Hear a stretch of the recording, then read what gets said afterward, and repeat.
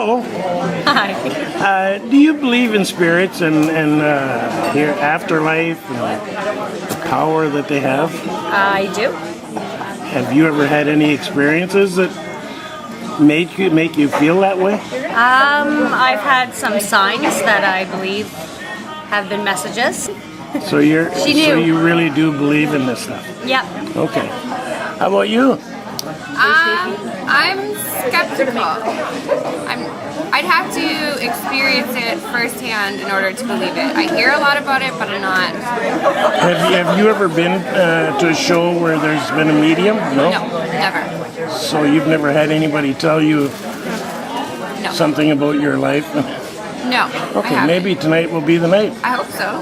Okay, thank you. Do you believe in spirits and the spirit world? Yes. Have you ever had any occasion to make you believe that way? My mother. She made me believe it. Okay, have you ever been to a show such Never. as this? No? I watch TV a lot. All kinds of movies. So Teresa. is your mother the only spirit you believe you have, or is there others? I don't even know if I have my mother's spirit. Maybe she'll be around tonight and you can pass the message. I Thank you. And welcome to Around the Sioux with Mike Caruso. Tonight I have a special guest with me, Kerrilynn Shellhorn. Thank you. And she's a medium. Welcome back to the Sioux. Thank you. I know that you're a former Siouxite, Yeah. living in southern Ontario somewhere. Yeah. I'm originally from down the line, like Lair Township, and I live in Guelph now. So as far as what I call myself, I tell people I'm an intuitive medium. So I pick up information that sometimes maybe about what your health is currently, or changes that they see coming up with relationships or jobs. But it's mostly your loved ones that are crossed over. When did you first realize that you had this special gift?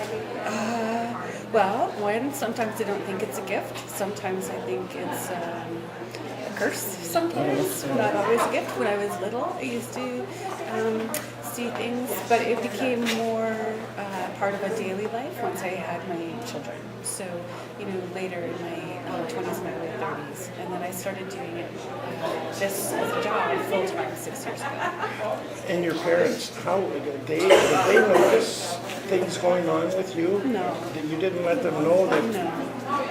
And when did they first realize that something was going on? Older, like when I started doing it full time and talking about my children having experiences, and then moving into And deciding you kept to do it a secret from them all the time? Why? Were they skeptical? I know. My mom is definitely not somebody that's skeptical. My mom certainly had books around for me to read, Sylvia Brown, The Life We Were Born to Live, different books. So she made it accessible. It just wasn't. How about your friends? Did you ever, when you were really young, did you play games or something? Imaginary things? Yeah. Oh yes, all the time. What But they did they weren't think? imaginary. No, but Yeah. what did they think? They didn't really, they just sort of played along. I think it was interesting for me, I called it my coming out party when I was here at the Esquire Club last time, for And how long ago was that? I think I did my first event here in November of this year, so 2013. But it was my coming out party at home, like high school friends, and for them to really know that this is what I was doing full time. And down in Guelph, you do this on an ongoing basis, or do you I just travel have all over. Yeah, so You do a lot of private readings? every day. Every day? Every day. And that's what you found while you're here? Yeah, I've been working from Tarot Ida's Tea Room up on Great Northern Road with the Frontier Villages, and I've been booked every day. Every day. When you, I guess it just grew on you. When you Yeah. first discovered this, Yeah. that you had a talent, Yeah. were you afraid? Were you, was it a game for you? What were your feelings? For me, how I receive information is I see, I hear, I feel, and I taste.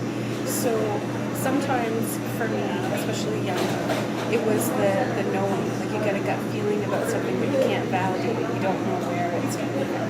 The see part scared me, so I kind of shut that down. I shut that down until I started doing it full time as an adult.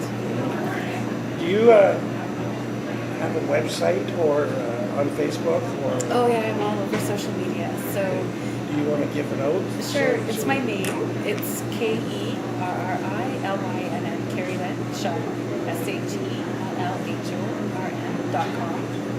And then on Facebook, I have my cover page on Facebook, just underneath my name. It will say Kerrilynn Shellhorn, Intuitive Medium. And on Twitter, so it's 4, the number 4, Earth Angels. You know what? For me and how I approach all of my events, and I think what pulls people is I keep it pretty normal. It's not far out there, and I think that my purpose is to teach people as well too. So I always ask them, your loved ones, to show me how they're showing you that they're around, so you can grow that connection for yourself and not depend on someone like me. But I think that really pulls people in. Okay, I'll treat you like a musician. Break a leg. Thank you. Thank you for doing this, and, Yeah, and have thank a good time while you're I here. do. So- Thank you so much.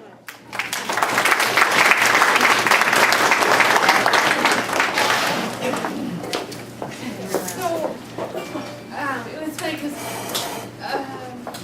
when I was walking in, I was like shuffling because I wanted to wear my free shoes.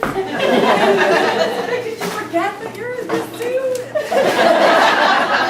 I've got both pairs of snowshoes in the car, so I'll be fine. When they give me that punch in the face, it's fast, it's quick, it's traumatic. Whenever I feel broken in here, then it's usually an accident of some kind. So he kept going. Every time I tried to walk away from you, he would make me feel like I was going to throw up. Get back there! And he'd bop me in the head to push me back over here. So when I feel,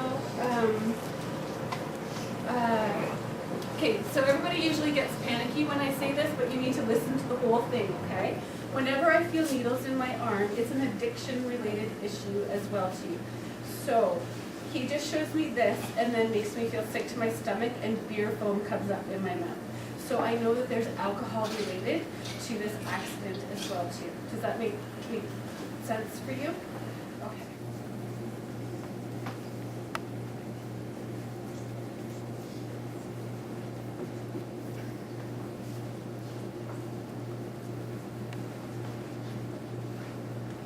Okay, so there's a couple of things. When I came up here, I had somebody else try to pop in. So I had to kind of push them out of the way. So I don't know who that person belongs to. So I just had to move out of that space for a second. Okay? So when I was closing my eyes, what happens for me when I do this, it just kind of helps me ground energy out. Okay? Lord knows I'm not shy, so it's not about nerves. What happens again, so we kind of have to go through the same process. So that fast, quick, traumatic, but this doesn't feel as instant as the other one. This feels like it was drawn out a little bit longer, and I feel more like I'm spinning. Does that make sense for you? Okay.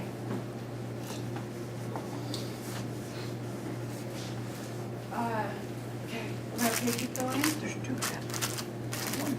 Can I come up on this side of you? Okay. Because there's another drinker person right in here. So Imagine that. So We're at the hotel. the drinker person has to wait a second. Okay, so I'm gonna have it over here. Okay. This person's a drinker as well too, not drinker. So this is a younger person, not an older person. Okay. Super friendly, very social, lots of people. Showing me lots of people in a row to say goodbye to him. Lots of people. Everybody came out to say goodbye to him. Lots of people. So, okay.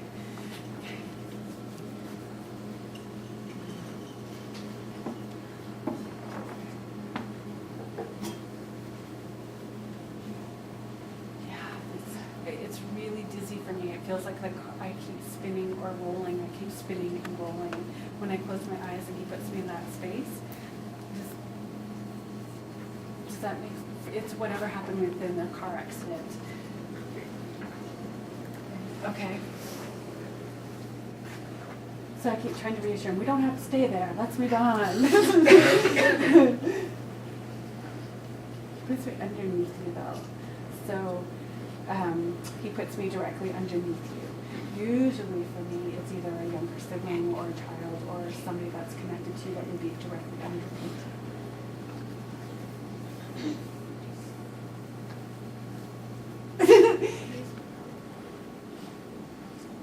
Does that make sense?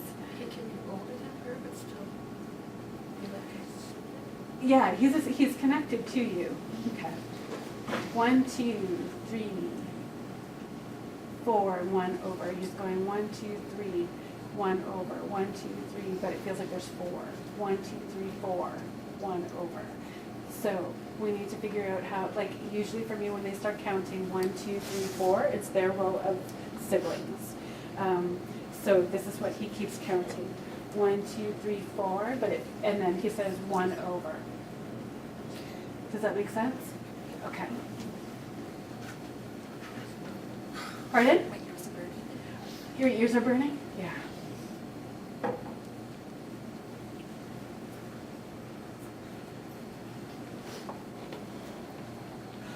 Oh, that's so fun. Okay, so he keeps doing this. He keeps showing me being able to show up during dream time, right? So I think a big part for me too is showing people how they connect. So he keeps showing me dream time. So that can happen a lot for many people, but there's a difference between a dream and a visitation. A visitation, when they come, is vivid. You remember every single detail. You remember all the colors, you remember the smells, the words, you will remember absolutely everything and it doesn't fade away. A dream will fade away. You won't hold it. He keeps showing me that he can show up as a visitation. He's showing me that he did it a lot at the beginning and he hasn't been able to this last little while. And he's showing me, and again, it's because there's a closed off piece. That when you go there it hurts too much, so you've pushed him out, but he keeps trying. He keeps showing me a little small dog as well too. Okay, all right. Oh, I got goosebumps.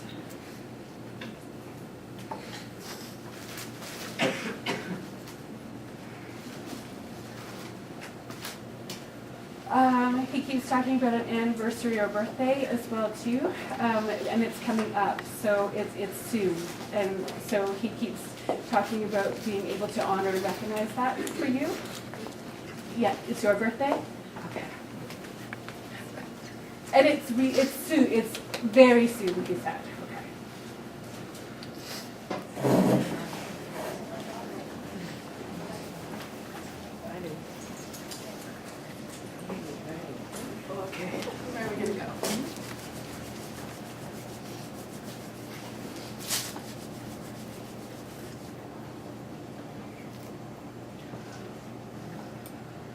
Okay, everybody take a deep collective breath.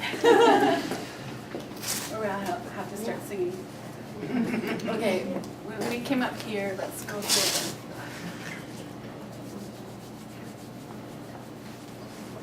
Oh yeah, okay, so, are you okay? Can you feel them too?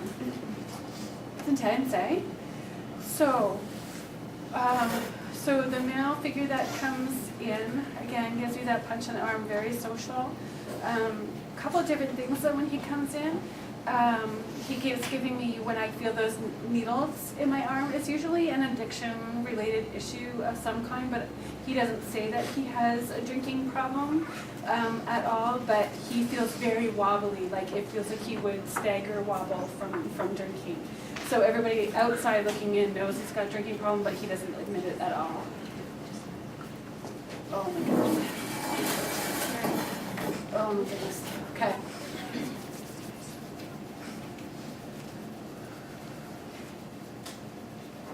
He keeps showing me that his actions created the consequences for his passing.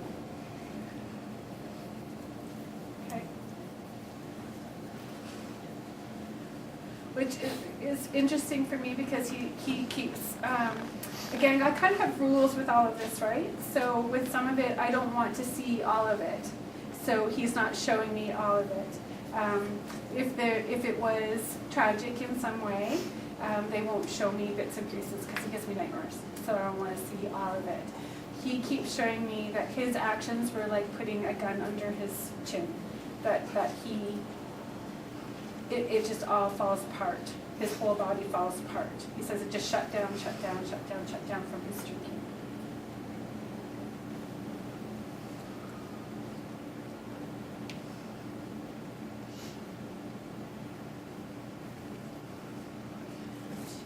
Okay, so we got to start counting now, okay? He keeps showing me this high-pitched ringing sound in my ears as well, too. When they do that, it usually means that they're trying to talk to you, so you have that high-pitched sound before you fall asleep at night. Does that make sense? Okay. So he keeps telling me that he keeps showing that he touches your elbow in the middle of the night. Does that make sense? Yeah, that he keeps trying to touch you. He keeps trying to come in to make amends, to say that he's sorry, that he's very sorry. He keeps showing me that his words were not kind when he was here. And he keeps showing me that he caused you to have those feelings of lack of emotional support and low self-worth. And he did the best that he could, and he's very sorry that he did that to you when he was here. He's asking for you to give him permission to forgive himself so that he can help start his own healing on the other side. Yes.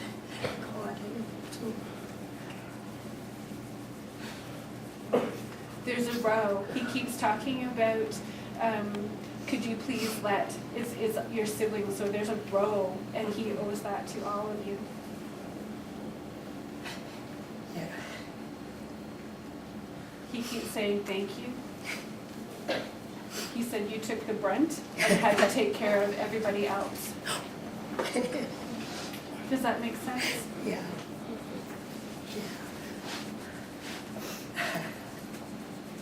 For all that you had to deal with, he said that you've turned out very well, and that he's very proud of what you've been able to accomplish for as much pushing down that you had.